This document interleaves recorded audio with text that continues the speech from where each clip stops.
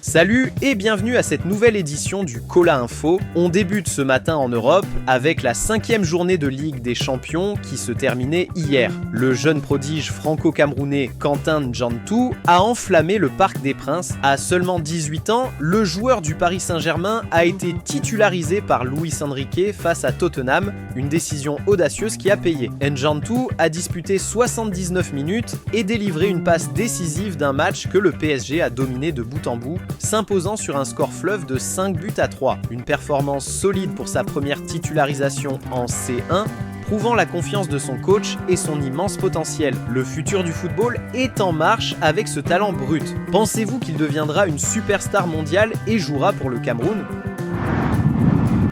Dit Kuens le même temps, le match de la soirée se déroulait à Londres. Arsenal a dominé le Bayern Munich 3-1, infligeant aux Bavarois leur première défaite de la saison et leur brisant leur invincibilité toute compétition confondue. Après l'ouverture du score de Jurrien Timber sur corner et l'égalisation du jeune Lennart Karl, les Gunners ont fait la différence en seconde période. Les remplaçants Noni Madueke pour son premier but et Gabriel Martinelli, qui a effacé Manuel Neuer, ont scellé cette victoire magistrale. Arsenal reste la seule équipe invaincue de la compétition, envoyant un message fort à l'Europe.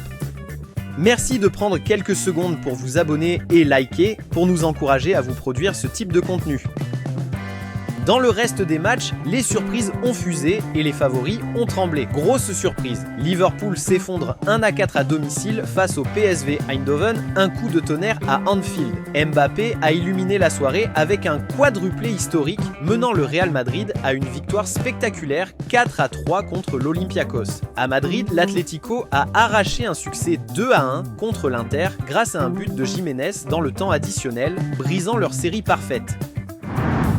Hier soir, Harold Moukoudi a été un pilier défensif pour l'AEK Athènes. Face à la Fiorentina en Conference League, le défenseur camerounais a joué l'intégralité du match, contribuant directement au clean sheet et à la victoire cruciale 1-0 de son équipe à l'extérieur. Malgré une tentative de la tête non cadrée à la 78e minute, sa prestation a été solide et déterminante.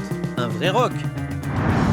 On continue cette fois en Russie où Christopher Wu est inarrêtable. Arrivé au Spartak Moscou le 5 septembre, l'international camerounais s'est déjà imposé comme un pilier défensif incontournable. Ce week-end, il a été le rock de la victoire 3-2 face au Lokomotiv en quart de finale retour de la Coupe de Russie, assurant ainsi la qualification du Spartak pour les demi-finales après un succès 3-1 à l'aller. C'était sa 6e titularisation consécutive, prouvant son rôle clé dans l'équipe. Pensez-vous qu'il mènera le Spartak à la victoire finale ? Dites-nous en commentaire. De son côté, coup de tonnerre pour Ignatius Ganago. New England Revolution ne lèvera finalement pas l'option d'achat de 3,5 millions d'euros pour l'attaquant camerounais. Un revirement inattendu alors qu'un accord semblait trouvé. Ganago retourne donc au FC Nantes où il est sous contrat jusqu'en juin 2027 et sera opérationnel dès le 1er janvier. Malgré une saison marquée par des blessures, il a tout de même inscrit 3 buts et délivré 3 passes décisives en 20 matchs avec la franchise américaine. Une fin d'aventure amère pour lui qui espérait rester.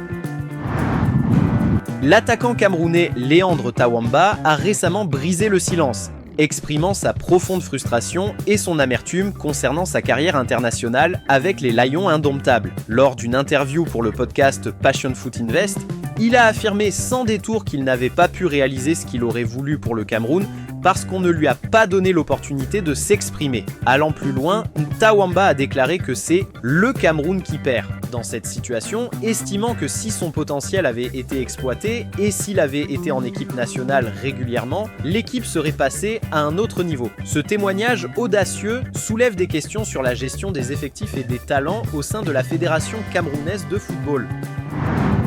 L'ancien international camerounais Alexandre Song a vivement réagi aux propos controversés attribués au sélectionneur belge Marc Brice.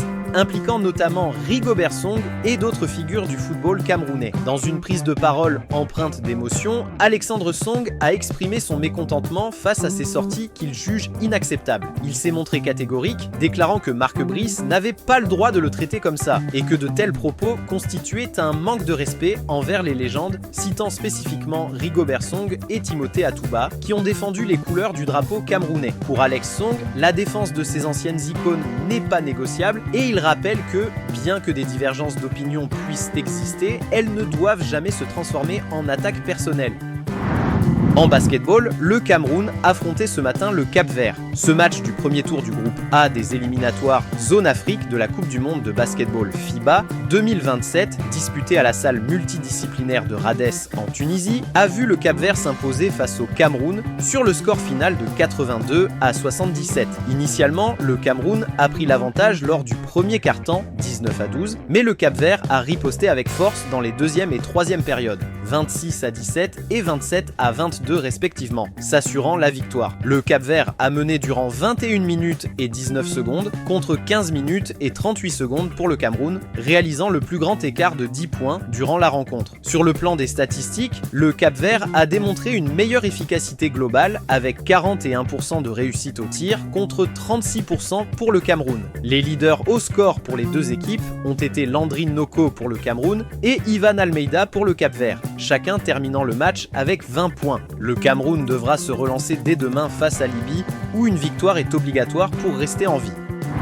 En NBA, les Pelicans ont livré une bataille acharnée face aux Grizzlies, s'inclinant 133 à 128 en prolongation. Malgré la défaite, Yves Missi a une fois de plus prouvé son impact défensif colossal. En près de 30 minutes, il a compilé 6 points, 6 rebonds, dont 3 offensifs et surtout 3 contres décisifs, affichant un impressionnant minus de plus 19. Sa présence sous le cercle, sa capacité à protéger l'arceau et à créer des secondes chances sont devenus indispensables. C'est la confirmation de sa montée en puissance après son double-double record de 14 points et 14 rebonds lundi. Un joueur à suivre absolument.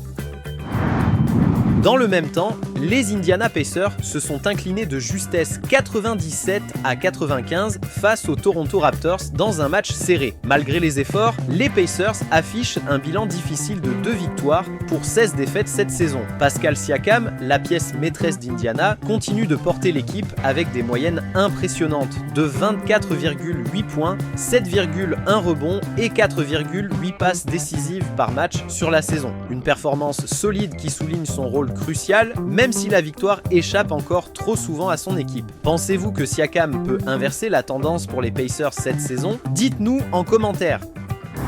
On termine cette édition avec l'image du jour, André Onana qui donne des conseils à ses jeunes coéquipiers de Trabzonspor. Merci de nous avoir suivis, likez, abonnez-vous et on se retrouve demain pour une nouvelle édition du Cola Info.